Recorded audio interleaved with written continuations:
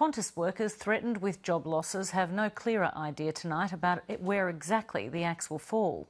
A heated meeting between unions and Qantas CEO Alan Joyce today has ended with little progress.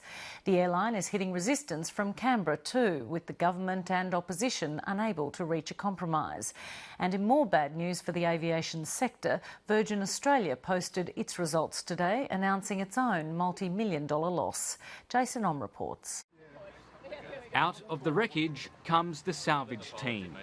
11 unions representing Qantas rank and file, including cabin crew, engineers, pilots and maintenance, wanted a please explain from Alan Joyce. But after 2 hours, they had more questions than answers. There's still a lot of uncertainty and a real lack of clarity about where at least 2,000 of those jobs will be cut from. It is really spitting in the face of the workforce not to have details about how the job cuts are going to occur. In addition to asking for a wage freeze on their employees, it's likely that they'll be looking at a wage cut by opening up some agreements and taking out further increase for the employees. And we did ask them about, is it a prospect of, would that itself save any jobs? And the answer to that was no. Voluntary redundancies will be offered, but the unions received no guarantees against further job cuts. Another meeting is scheduled for next week. The fact is that the aviation industry is absolutely cutthroat. Qantas is struggling internationally. Over at Virgin Australia, the accounts are bleeding red ink too. Virgin's boss has attributed a half-year loss of $84 million to its capacity war with Qantas, a soft market and the carbon tax.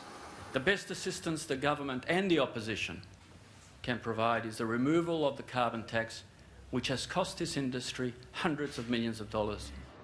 But as far as giving Qantas a hand up is concerned, if Australia is to prosper in the age of globalisation, then the age of entitlement to be dominant, needs to go. He's again stressed that any help Qantas receives in the form of a debt guarantee, Virgin should receive too.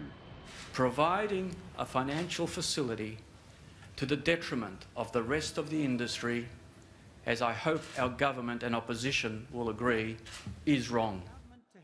After seeming to back away from a financial lifeline for Qantas yesterday, the Prime Minister was today denying there's any inconsistency between him and his Treasurer, Joe Hockey. In this case, as in most cases with this government, you're barking up the wrong tree, mate. The Treasurer has previously argued that Qantas is a special case. Joe and I and Warren Truss have been in very regular dialogue on this issue. The Prime Minister wants changes to the Qantas Sale Act, and Qantas pilots are urging the major parties to strike a compromise deal on lifting some of the foreign ownership restrictions. Labor says it would consider removing some, including the 25% cap on any single foreign investor and the 35% cap on foreign airline ownership. But it maintains Qantas should remain in majority Australian hands. Mr Abbott wants to replace the flying kangaroo with the flying panda or the flying camel. As for the Irish-born Australian at the helm, he's not quitting. This is tough circumstances, tough environments, but I believe that we can turn this around. Qantas workers will be hoping he can. Jason Om, Lateline.